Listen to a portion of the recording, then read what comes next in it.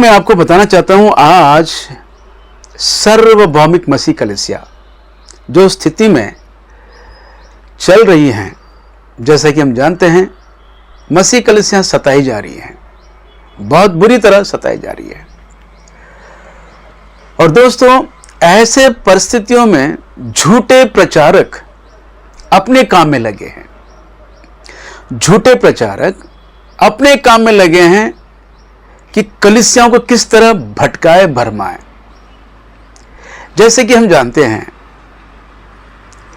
इस वर्तमान युग में शैतान ने फिर एक बार ऐसे एक व्यक्ति को खड़ा किया है जिसका नाम है मूर्ख मंथन बैठक। आप लोग जान गए होंगे, मूर्ख मंथन बैठक के द्वारा आज फिर एक बार मसीह कलीसिया में बहुत बड़ी गड़बड़ी मच रही है। कलीसिया में बहुत लोग भरमाए गए हैं, लाखों लोग, हजारों में, लाखों में शैतान के पीछे हो लिए हैं, इस झूठी शिक्षा के पीछे हो लिए हैं। ये बड़ी दुख की बात है। बहुत लोग मुझसे कहते हैं कि छोड़ो, उसके पीछे क्यों लगे हैं, प्रभु उनको देख लेगा। तो दोस्तों, मैं आपको बताना चाहता हूं, मेरी चिंता ये नहीं कि वो झूठा प्रचारक डेविल राज वो मन फिरा है, मेरी कोशिश ये नहीं है। पर जितने लोग उसकी गलत शिक्षा में फंसे हैं, कम से कम वो बाहर तो आ जाए, सत्य को जाने ना। हाँ मेरे दोस्तों, बहुत सारे ऐसे लोग हैं जो उसके शिक्षा में चलते थे, आज सत्य वचन इस चैनल के द्वारा, सत्य वचन का सारांश इस चैनल के द्वारा, जो परमेश्वर सत्य वचन का संदेश जो कलीसिया में दे रहा है, उसको सुनकर बहुत लोगों ने सत्य को जाना है और मूर्ख मंथन बैठक के उस झूठी शिक्षा से बाहर आए हैं। बहुत लोग हैं जो मुझसे बातें करते हैं, मेरे कमेंट बॉक्स में मुझसे वार्तालाप करते हैं, मुझसे बातें करते हैं, फोन करते हैं। हाँ मेरे दोस्तों, मेरी कोशिश ये है कि जितने लोग उसकी झूठी शिक्षा में फंसे हैं वे बाहर आ जाए। तो मैं आपको बताना चाहता हूं प्रियो, इन दिनों में पिछले 2 दिन इसने एक वीडियो बनाई है, फिर से सारे पासबानों के ऊपर। उसका टारगेट एक ही है कि मसीह कलीसिया में जो सेवा कर रहे हैं, जो पासबान हैं, जो पास्टर्स हैं, उनके ऊपर कीचड़ उछाले। बस यही काम है उसका।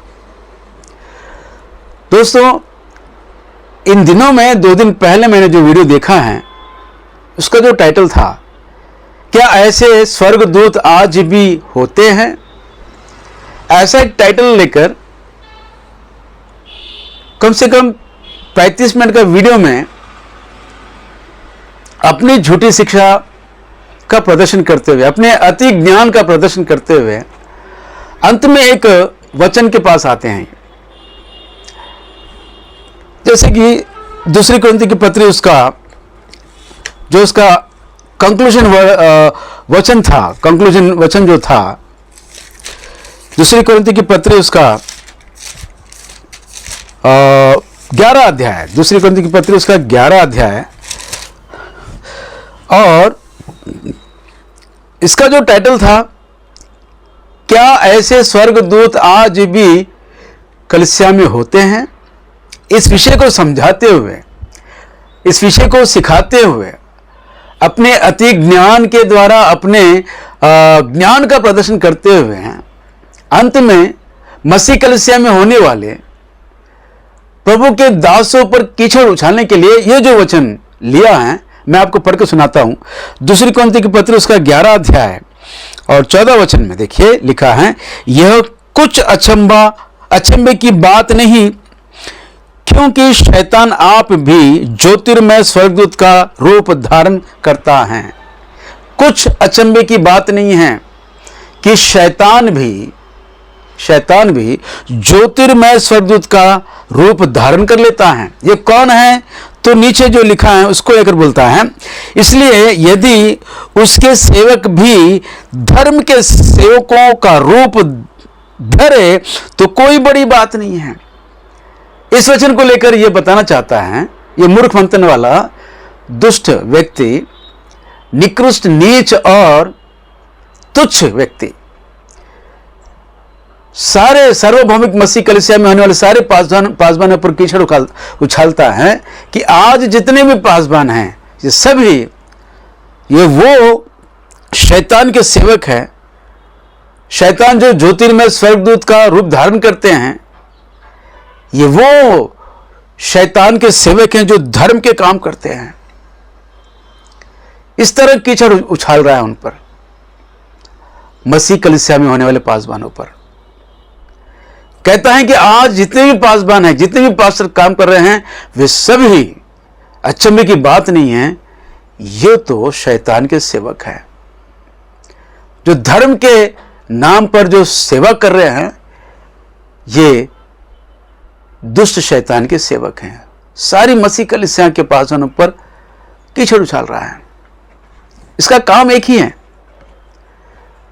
और ये बोलता है ऐसे लोगों को कैसे पहचाने, ऐसे लोगों को कैसे पहचाने। तो कहता है जो कलीसिया में अन्य भाषा बोलते हैं या दशवांश लेते हैं, और विशेषकर जो चिन्ह चमत्कार करते हैं, ऐसी कलीसिया में जो कुछ ऐसी सेवा को लेकर चल रहे हैं, वे सभी पासबान झूठे हैं, शैतान के सेवक हैं। ये इसका कहने का मतलब है। और कहता है कि तुमको सही चर्च चुनना है, सही चर्च चुनना है, सही सेवकों को चुनना है, सही चर्च चुनना है, जिस चर्च में चिन्ह चमत्कार, अन्य भाषा और दशवांश लेने की जो शिक्षा देते हैं, ऐसी शिक्षा, ऐसी चर्च से निकल आओ, बाहर आओ। और कहता है कि मसीह मूर्ख मंथन बैठक आपका स्वागत करता है। इस तरह की कलीसिया में झूठी शिक्षा फैलाकर कलीसिया को भटका रहा है, भरमा रहा है, तोड़ रहा है। ये कलीसिया को तोड़ने में लगा हुआ है। हाँ मेरे दोस्तों, और जो कलीसिया को तोड़ने की शिक्षा देता है, ऐसे लोगों के लिए वचन कहता है ये वो दुष्ट आत्मा से भरे लोग हैं जो कलीसिया को तोड़ते हैं। लिखा है जिनमें आत्मा नहीं होती है वो फूट डालते हैं। यहूदा की पत्र उसका 19 वचन हम देखते हैं, ये वे हैं जो फूट डालते हैं। ये शारीरिक लोग हैं जिनमें आत्मा नहीं है। ये शारीरिक लोग हैं जिनमें आत्मा नहीं है। दुनिया में नाम कमाना चाहते हैं, दुनिया में पैसा कमाना चाहते हैं ये लोग। हाँ मेरे दोस्तों, इनमें आत्मा नहीं है। ये शरीर संबंधित लोग हैं, दुनिया के लोग हैं, शैतान के लोग हैं जो कलीसिया में फूट डालते हैं। ये वे हैं जो कलीसिया में फूट डालते हैं जिनमें आत्मा नहीं होती है। जिनमें आत्मा नहीं होती है वो कलीसिया में फूट डालते हैं, और जिनमें आत्मा होती है, जो पवित्र आत्मा से भरपूर होते हैं, वे लोग कलीसिया को जोड़ते हैं। कलीसिया को जोड़ने वाले आत्मा से भरपूर होते हैं, और जिनमें आत्मा नहीं होती है वे कलीसिया को तोड़ते हैं। जैसे मूर्ख मंथन बैठक, ये जो दुष्ट व्यक्ति है ना, नीच तुच्छ व्यक्ति, ये कलीसिया को तोड़ने के काम में लगा हुआ है। दोस्तों, आज के दौर में अभी कलीसिया के लिए जो आवश्यक विषय है, उस विषय को जानना बहुत जरूरी है। जैसे कि हम देखते हैं भक्त दाऊद अपने समय में परमेश्वर की इच्छा के अनुसार सेवा करके सो गया है। प्रेरितों के कार्य उसका 13 अध्याय और 36 वचन में देखते हैं, क्योंकि दाऊद तो परमेश्वर की इच्छा के अनुसार अपने समय में सेवा करके सो गया है। अपने समय में सेवा करके, किस तरह की सेवा? परमेश्वर की इच्छा के अनुसार की सेवा। परमेश्वर की इच्छा के अनुसार सेवा करके, अपने समय में सेवा करके वो सो गया है। दोस्तों, मैं आपको बताना चाहता हूं, परमेश्वर अपने राज्य को फैलाने के लिए, अपने काम को पूरा करने के लिए हर युग में अपने अपने दासों को खड़ा किया है, और उनके द्वारा काम करते करते आ रहे हैं। मूसा के समय परमेश्वर ने मूसा के द्वारा इस्राएली प्रजा को, अपनी प्रजा को छुड़ाया है और अपने प्रतिज्ञा के देश में उनको ले चला है। और उसी तरह हम देखते हैं दोस्तों, नूह के समय परमेश्वर ने नूह को बताया कि नाव बनाओ, और उसने परमेश्वर की इच्छा के अनुसार नाव बनाई है। एलिया के समय परमेश्वर की आज्ञा के अनुसार एलिया ने अपनी सेवा की है, एलीशा ने अपनी सेवा की है। इस तरह हम देखते हैं हर युग में परमेश्वर की इच्छा के अनुसार सेवा करते हुए वे लोग अपने जीवन का अंत, अपने जीवन को समाप्त किए हैं, प्रभु में सो गए हैं। और दाऊद के विषय में वचन कहता है, क्योंकि दाऊद तो परमेश्वर की इच्छा के अनुसार अपने समय में सेवा करके सो गया है। इन अंतिम दिनों में अभी हमको जो सेवा करनी है, जो काम हमारा है, वो काम है कलीसिया में एकता लाए। कलीसिया में एकता की आवश्यकता है दोस्तों। परमेश्वर चाहते हैं कि कलीसिया एकता में रहे। इस विषय को लेकर अपने भविष्यवक्ता दाऊद के द्वारा हमको लिखकर परमेश्वर ने पवित्र शास्त्र में लिखा है, पवित्र शास्त्र बाइबल में रखा हुआ है। आइए हम पढ़ेंगे 133 भजन। परमेश्वर की इच्छा सदियों से जो परमेश्वर की इच्छा रही है, और भक्त भविष्यवक्ता दाऊद राजा के द्वारा लिखकर हमको बताते हैं, लिखा है, देखो ये क्या ही भली और मनोहर बात है कि भाई लोग आपस में मिले रहते। भाई लोग आपस में मिले रहते। दोस्तों ये विषय आज का नहीं है। बिफोर क्राइस्ट 1000 वर्ष पहले परमेश्वर ने अपने भविष्यवक्ता दाऊद से, राजा दाऊद के द्वारा इस वचन को लिखे रखा है परमेश्वर ने। क्या ही भली और मनोहर बात है कि भाई लोग आपस में मिले रहते हैं। इन अंतिम दिनों में दोस्तों हमें एकता में आना बहुत जरूरी है। हम सबको एकजुट होना है। और शैतान ने तो कलीसिया को पूरी तरह बिखेर के रखा है, तोड़ के रखा है। तरह तरह के गलत सिद्धांतों को कलीसिया में ले आकर कलीसिया में फूट डाली है। आज एक बार फिर ये जो मूर्ख मंथन बैठक वाला नीच और निकृष्ट तुच्छ व्यक्ति और कलीसिया को भटका रहा है, और ये कहता है कि मैं खरी शिक्षा दे रहा हूं। क्या खरी शिक्षा दे रहा है? समझो दोस्तों, खरी शिक्षा वो है जो कलीसिया की एकता के लिए प्रयास करता है। कलीसिया की एकता की आवश्यकता है, क्योंकि दोस्तों शैतान ने कलीसिया को अनेक डिनोमिनेशन में बांट दिया है, और हमारी इस अनेकता को देखकर, आज हमारी अनेकता को देखकर दुनिया के लोग हम पर टूट पड़े हैं। सारी दुनिया मसीह कलीसिया को सता रही है, और विशेषकर भारत देश में, हमारे अपने भारत देश में हम शत्रु बन बैठे हैं। कारण क्या है? हमारी अनेकता हमारी बलहीनता है, हमारी कमजोरियां हैं मेरे दोस्तों। हम जब तक एकता में नहीं आएंगे तो हम शैतान की सेना से लड़ नहीं पाएंगे, उसका सामना नहीं कर पाएंगे। क्योंकि शैतान ने अपने सेना को खड़ा किया है ताकि सुसमाचार को रोके। कुछ कट्टरपंथियों को, कुछ धर्म उन्मादियों को, मसीह विरोधियों को खड़ा किया है ताकि सुसमाचार दुनिया में ना फैले। और दोस्तों भारत देश में परमेश्वर के भक्त, सेवक और सुसमाचारक बड़े जोरों से काम कर रहे हैं, और शैतान इस विषय को जान लिया है, उसे देखा नहीं गया है। आज भारत देश सुसमाचार के विरोधियों के हाथ में चला गया है। दोस्तों तब हमारा कर्तव्य क्या है? हमारा कर्तव्य क्या है? हम अनेक अनेक डिनोमिनेशन में क्यों ना हम बटे हैं, लेकिन सुसमाचार को फैलाने के लिए हमको एकता में आना है, हमको एकता में आना है। सुसमाचार को रोकने के लिए जाति जाति के लोग एक हो गए हैं। हां, जाति जाति के लोग, भारत देश में वर्ण व्यवस्था है, जाति व्यवस्था है। भारत देश में मनुष्य को जातियों में बांट दिए हैं, पर आज सब एक हो गए। क्यों? केवल सुसमाचार को रोकने के लिए। जाति जाति के लोग हुल्लड़ मचा रहे हैं। हाँ, ऐसा लिखा है मेरे दोस्तों। आइए हम पढ़ेंगे भजन संहिता, उसका दूसरा भजन और पहला वचन में लिखा हुआ है, जाति जाति के लोग क्यों हुल्लड़ मचाते हैं? क्योंकि सुसमाचार फैल रहा है, सुसमाचार फैलने लगा है।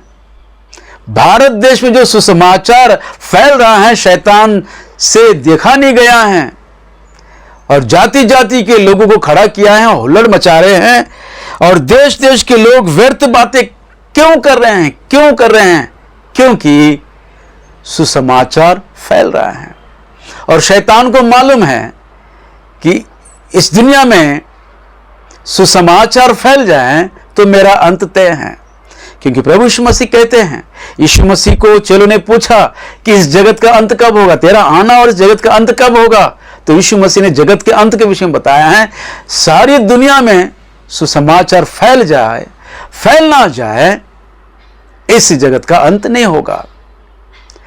सुसमाचार फैल जाए सारे जगत में तो इस जगत का अंत है। इस जगत का अंत यानी शैतान का अंत है। शैतान ये इस बात को बड़ी अच्छी तरह जानता है। इसलिए आज फिर एक बार शैतान ने पूरी दुनिया में ही नहीं, विशेषकर भारत देश में कुछ अपने कट्टरपंथियों को, मसीह विरोधियों को, धर्म उन्मादियों को खड़ा किया है, और सुसमाचार को सुनाने वाले पासबान कलीसियाओं को, यहां तक कि हमारे माता और बहनों को सता रहे हैं। दोस्तों, पासबानों पर झूठा इल्जाम लगाकर जबरदस्ती धर्मांतरण कर रहे हैं, ऐसा इल्जाम लगाकर बहुत सारे पासबानों को, आज भी 600 पास्टर लोग जेल में बंद पड़े हैं। चर्च तोड़े जा रहे हैं, हम घरों में आराधना कर रहे हैं, घर में घुसकर हमें मार रहे हैं, हमारी सारी संपत्ति नष्ट कर रहे हैं, लूट रहे हैं, और हमारी माता और बहनों की इज्जत लूट रहे हैं। नौजवान बच्चों को, लड़कियों को, जवान लड़कियों को अपने हवस का शिकार बना रहे हैं।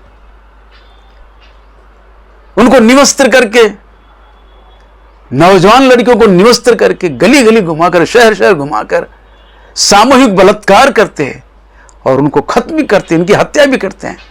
इस तरह भयंकर रीति से कलीसिया सताई जा रही है, और इस मूर्ख मंथन बैठक को, ये नीच निकृष्ट तुच्छ व्यक्ति को अपनी पड़ी है, पैसा कमाने के लिए पड़ा है, इसको पैसा कमाने की इसमें चाहत बड़ी है, कलीसिया को तोड़ने में लगा हुआ है।